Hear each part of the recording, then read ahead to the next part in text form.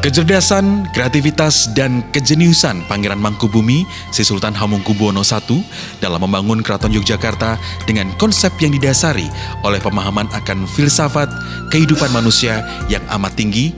Keraton Yogyakarta sebagai inti tata kota Yogyakarta merupakan manifestasi wujud bendawi dalam konsep filosofi Jawa untuk selalu mengingatkan manusia akan hakikat kemanusiaan itu sendiri.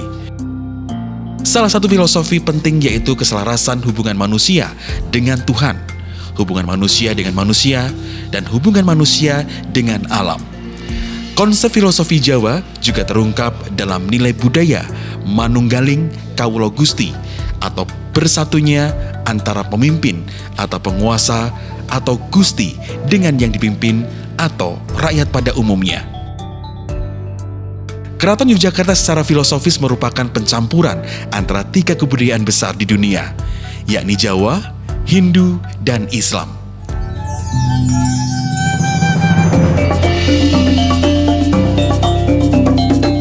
Panggung Krapyak. Secara simbolis Panggung Krapyak merupakan bagian awal dari tiga susunan sumbu filosofi, mulai Panggung Krapyak, Kraton, Tugu, yang disebut Sangkan Paraning Dumadi. Panggung Krapyak menggambarkan yoni atau alat kelamin wanita. Pertemuan antara wiji atau benih yang digambarkan antara panggung krapyak atau sel telur dengan tugu pal putih. Sebelah utara kraton, simbol sperma yang melahirkan manusia. Krapyak menurut kepercayaan Jawa, khususnya kraton adalah tempat roh-roh. Pencipta berkenan menghembuskan roh suci ke dalam badan besar seorang calon bayi dalam kandungan sang ibu. Kampung Mijen. Sebelah barat laut dari Panggung Krapyak terletak Kampung Mijen yang berasal dari kata wiji atau benih, yakni benih yang dikandung di rahim seorang ibu, atau sebagai bukti atas makna simbolik Panggung Krapyak. Kampung Mijen terdapat di barat laut Panggung Krapyak. Jalan lurus dari Panggung Krapyak sampai Plengkung Nirbaya mempunyai panjang kurang lebih 1 kilometer, dengan tanaman asem dan tanjung di kanan kiri jalan. Jalan lurus ini menggambarkan kehidupan seorang anak yang lurus, yang bebas dari rasa sedih dan cemas. Pohon asem melambangkan wajah atau rupa seorang anak yang ningsemake atau menari. Pohon tanjung merupakan lambang bahwa seorang anak selalu disanjung-sanjung oleh ayah dan ibunya. Plengkung Nirbaya. Plengkung Nirbaya atau Plengkung Gading merupakan plengkung pungkuran atau belakang dari tata ruang keraton. Makna filosofis dari Nirbaya menurut KRT Jayaningrat bahwa jenazah sultan yang melewati Plengkung Nirbaya sudah lepas bebas dari godaan duniawi, sudah memasuki keabadian manunggal total dengan Gusti Kang Akarya Jagat. Sultan secara utuh sudah tidak terikat dengan nafsu duniawi, sudah nirboyo, terlepas dari mara bahaya apapun.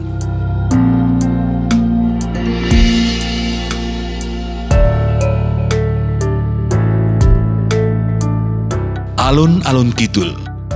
Menurut Brongto Diningrat, dahulu alun-alun selatan berisikan tanah berpasir, yang berarti bahwa kelima panca indera manusia yang belum sempurna. Di pinggir selatan alun-alun selatan terdapat 2 buah pohon beringin yang disebut Ringin Wok. Di sekitar alun-alun selatan terdapat 5 buah jalan.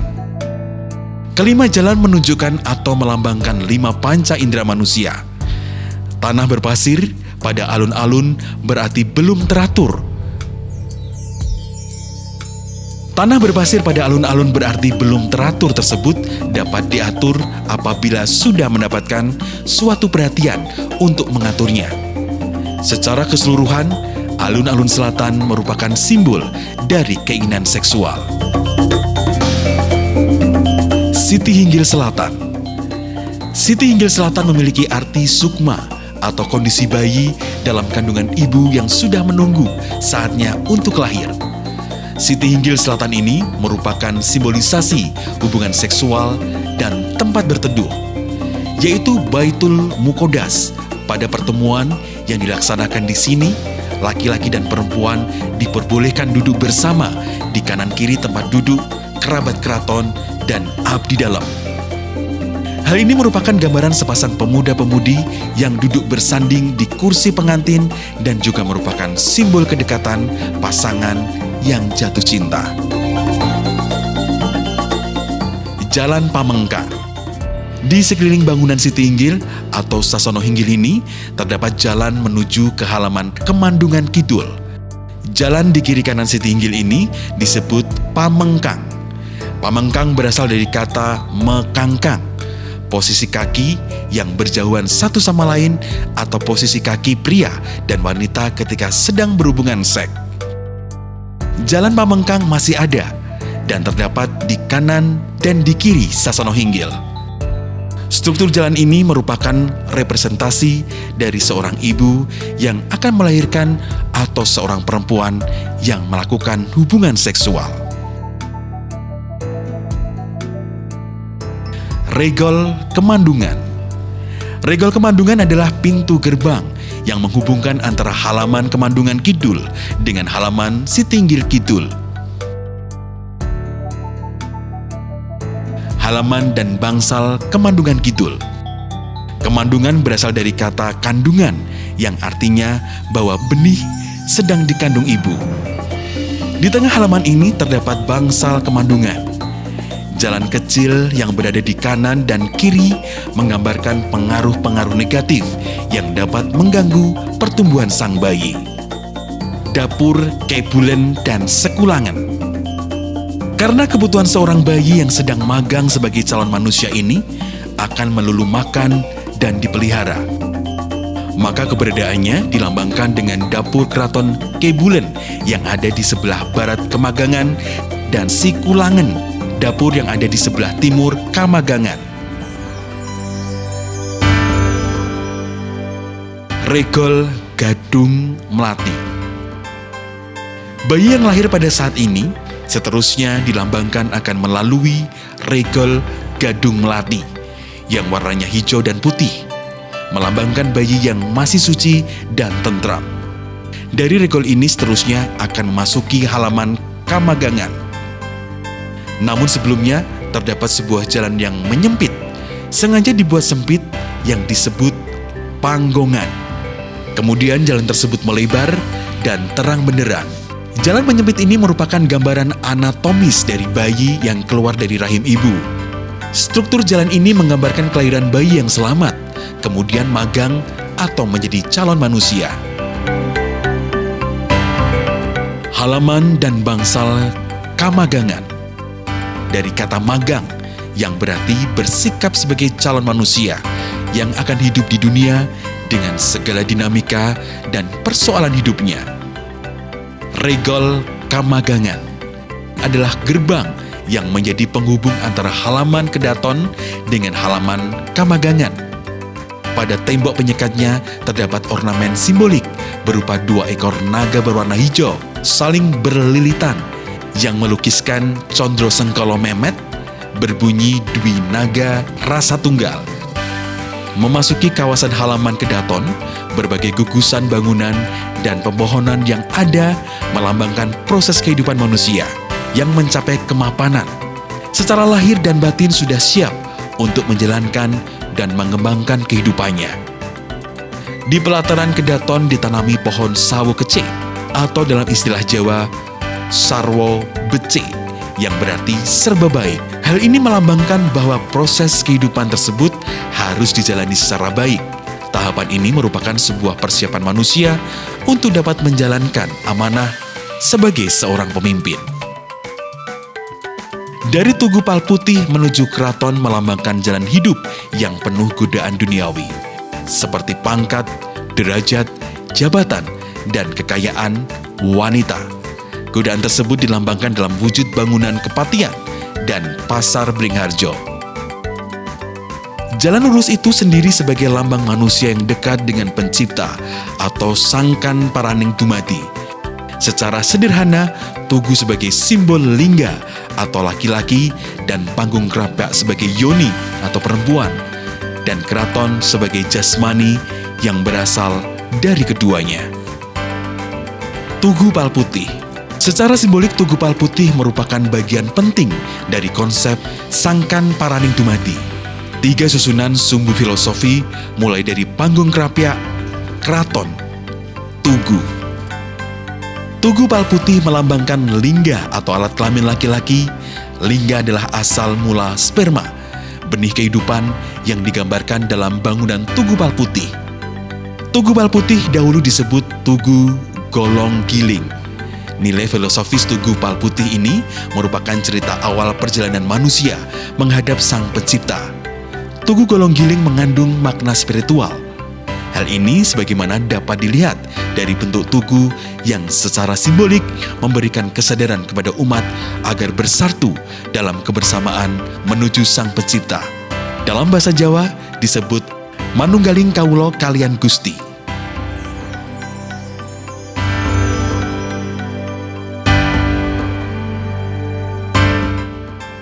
Jalan Margo Utomo mempunyai makna tahap awal yang harus dilalui manusia. Secara etimologis, kata Margo Utomo ini berasal dari kata margo atau margi atau mergi yang berarti jalan, sedangkan utama berarti utomo. Makna secara filosofis adalah manusia harus mengerti keutamaan dan berjalan demi keutamaan itu. Kepatihan. Kepatihan terletak di tepi Jalan Malioboro. Kepatihan menjadi simbol dari godaan akan jabatan dan kekuasaan dalam siklus hidup manusia untuk mencapai kesempurnaan dan kemuliaan. Jalan Malioboro. Malioboro ini berasal dari kata Malia yang berarti jadilah wali. Bara yang berasal dari kata ngumbara atau mengembara. Jadi makna Malioboro secara etimologis adalah jadilah wali yang mengembara. Setelah memilih jalan keutamaan atau Margo Utomo, hendaklah ikuti ajaran wali dan jadilah wali dengan menyebarkan ajaran para wali. Sebagaimana pengembara yang berjalan yang menerangi kehidupan umat manusia. Pasar Beringharjo.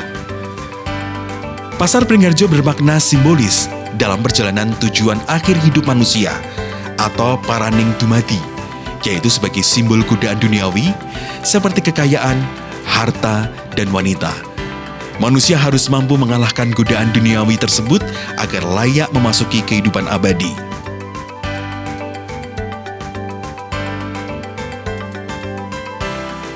Jalan Margo Mulyo.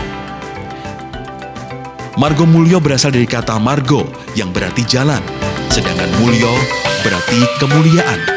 Secara etimologis, Margo Mulyo berarti jalan kemuliaan.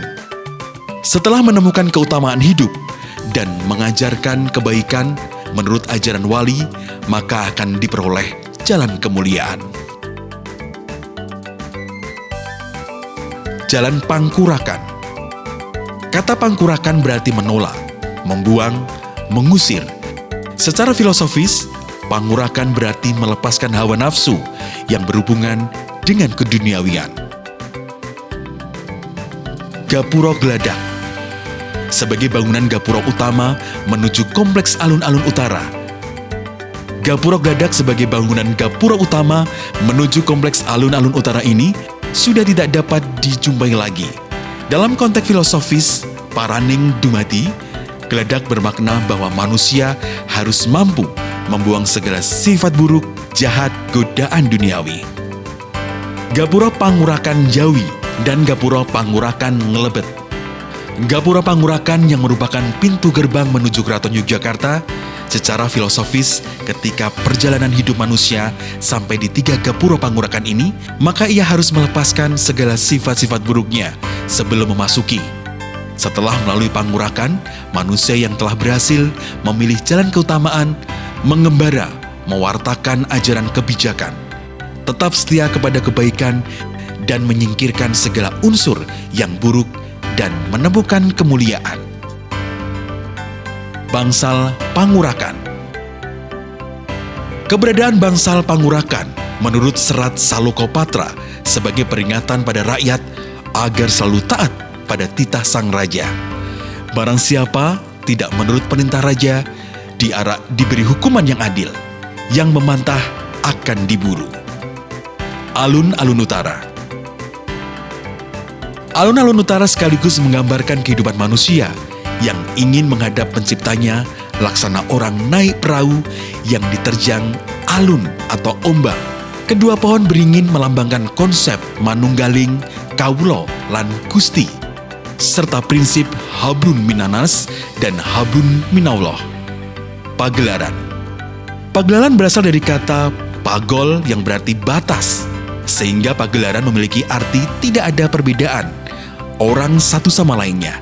Baik laki-laki maupun perempuan, semuanya memiliki kedudukan yang sama di hadapan Allah. Kata pagelaran juga dapat berasal dari kata gelar yang berarti dibuka. Makna kata ini lebih diarahkan bahwa pagelaran menunjukkan unsur-unsur keterbukaan yang segala sesuatunya tidak perlu disembunyikan. Siti Hinggil Utara. Dinamakan Siti Hinggil yang berarti tanah tinggi, Siti Hinggil merupakan tempat kedudukan sultan yang diibaratkan sebagai Khalifatullah atau wakil Tuhan di bumi. Bangsal Siti Hinggil. Bangsal Siti Hinggil merupakan bangunan tertinggi di Keraton Yogyakarta. Siti Hinggil berarti tanah yang ditinggikan. Makna dari bangunan ini adalah kenaikan sukma. Bangsal Witana. Bangsal Witana terletak di belakang Bangsal Manguntur dan Tangkil. Bangsal Witana memberi arti pemurnian pikiran dan awal meditasi. Bangsal Mangkuntur Tangkil. Bangsal ini letaknya di tengah-tengah Bangsal Witana dan berfungsi sebagai tempat Raja Siniwaka pada saat gerebekan. Adapun makna Manguntur Tangkil yaitu memberi berkah keselamatan kepada rakyat yang sowan untuk mendoakan keselamatan raja. Bangsal Pamunggangan. Terletak di sebelah tenggara halaman Siti Hinggil. Fungsinya untuk menyimpan gamelan. Regol Brojonala Lor. Secara keseluruhan, adanya regol dan kelir ini bermakna bahwa sultan tidak usah khawatir atau sangsi kalau menjadi alat Tuhan yang maha kuasa untuk memberikan hukuman yang adil. Kemandungan Lor atau Keben. Kemandungan Lor di sini mengandung arti yang berbeda dengan makna yang ada pada Kemendungan Kidul.